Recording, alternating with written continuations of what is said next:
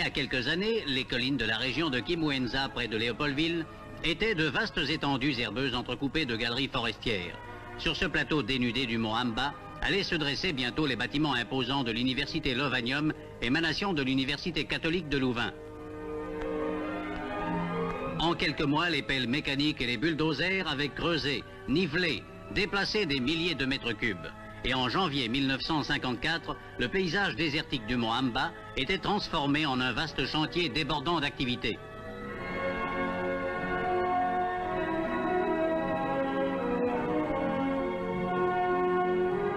Il fallait assurer le logement des professeurs qui, bientôt au nombre d'une centaine, allaient éveiller la curiosité scientifique de jeunes rhétoriciens, africains et européens, sortis de l'enseignement secondaire et couronner ainsi un demi-siècle d'actions civilisatrices en matière d'enseignement.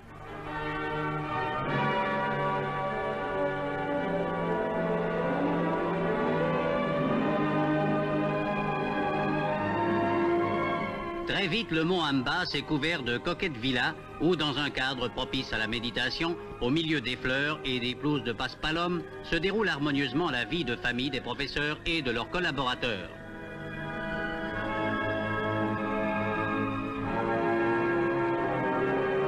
La plupart des étudiants de Lovanium vivent en internat. Il a fallu construire pour eux de vastes homes de résidence où chacun dispose d'une chambrette individuelle dotée de tout le confort moderne et des bâtiments facultaires. Le bâtiment de la faculté de médecine à la veille de son achèvement.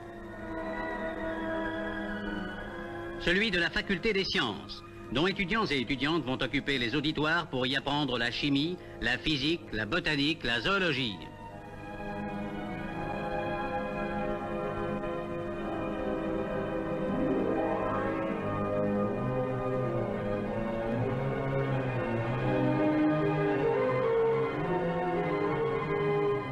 Le professeur de droit fait un cours sur les structures politiques et, comme dans toutes les universités du monde, étudiants et étudiantes suivent la leçon du maître et prennent force note. Toute cette jeunesse fait preuve en général d'une grande application. Elle connaît les responsabilités qu'il lui faudra assumer dans l'Afrique de demain. Ils sont aujourd'hui plusieurs centaines déjà à se répartir entre les diverses facultés et leur nombre croît d'année en année. Médecins, ingénieurs, juristes, fonctionnaires, pédagogues, économistes, ils seront demain l'élite intellectuelle du pays.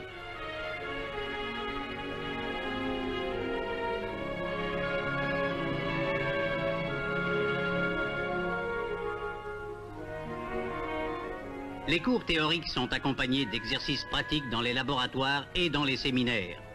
Nous assistons ici à des démonstrations de conductibilité et de résistance électrique.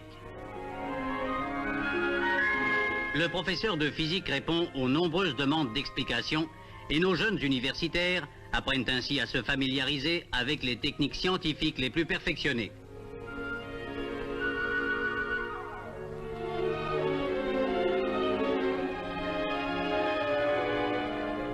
Dans le département de zoologie, 2 étudiants examinent attentivement quelques modèles d'histologie animale.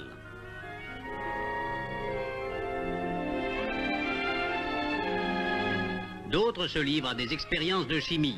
Ainsi, grâce à une sérieuse formation scientifique de base, ces étudiants pourront dans quelques années pratiquer l'art de guérir ou la science de l'ingénieur agronome. Mais des laboratoires ne se conçoivent pas sans des ateliers capables d'entretenir le matériel didactique et l'équipement scientifique. Le personnel africain qui travaille dans ces ateliers s'entend admirablement à manier avec habileté un tour de précision ou une foreuse électrique.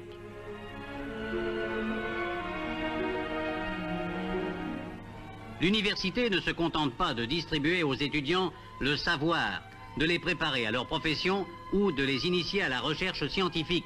Elle veut en faire des citoyens complets. Dans ce pays où 2 civilisations s'affrontent, l'université Lovanium, interraciale comme il se doit, entend créer le climat nécessaire à une collaboration féconde et amicale entre Noirs et Blancs. Après une journée de dur labeur, les étudiantes, futures maîtresses de maison, reçoivent leurs camarades dans une atmosphère toute de cordialité. Ensemble, ils se retrouvent pour ces longues discussions qui sont le propre de leur âge. Plus tard, ils se rappelleront ces années de formation intellectuelle et d'enrichissement spirituel qui marqueront dans leurs souvenirs comme les plus belles de leur vie.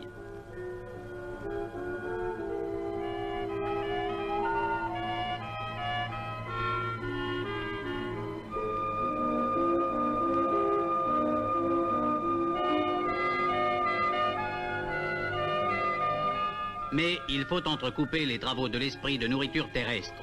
Lorsqu'on est jeune, le travail cérébral ne diminue en rien l'appétit. Dans un vaste hall bien aéré, les étudiants se réunissent midi et soir pour y prendre ensemble leur repas. Chacun se sert soi-même. Munis de leur plateau, les étudiants défilent à tour de rôle devant un guichet où ils reçoivent à un prix modique une nourriture saine et substantielle.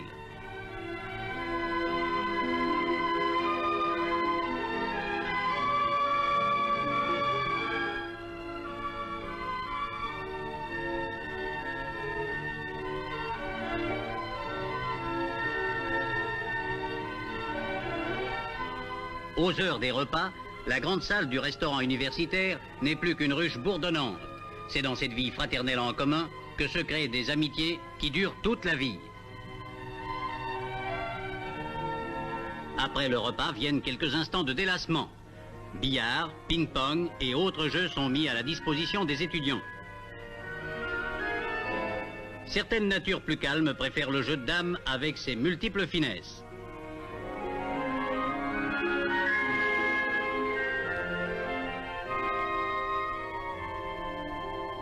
D'autres jetteront leur dévolu sur le football de table et, dans le feu de l'action, une bonne bière ne se refuse pas.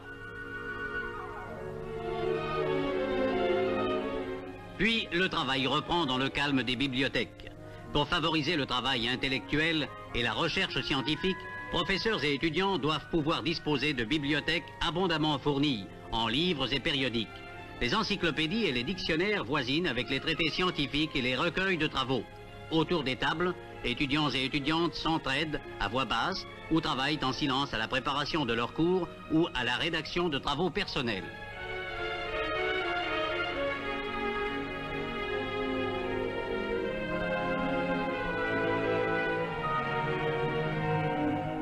Et quand l'obscurité est tombée, chacun poursuit l'étude jusque tard dans la nuit.